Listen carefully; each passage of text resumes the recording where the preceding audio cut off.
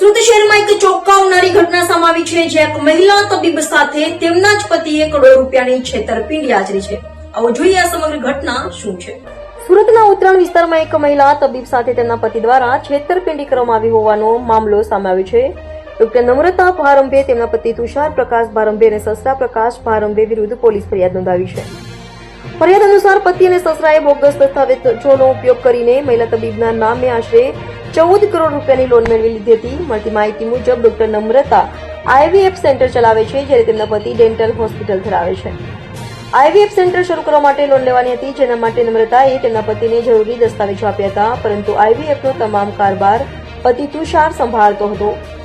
પોલીસના જણાવ્યા અનુસાર તુષારે પત્નીની ખોટી સહીઓ કરીને અલગ અલગ 10 બેંકોમાંથી તેમના નામે કુલ 14.33 કરોડ રૂપિયાની લોન મેળવી લીધી હતી.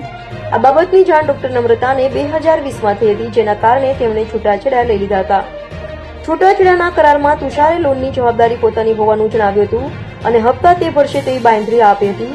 જોકે બાદમાં તુષાર ઔરંગાબાદ જતો રહ્યો હતો અને લોનના હપ્તા ભરવાનું બંધ કરી દીધું હતું, જેના કારણે બેંકોએ ડોક્ટર નમ્રતા પાસે ઉઘરાણી શરૂ કરી હતી.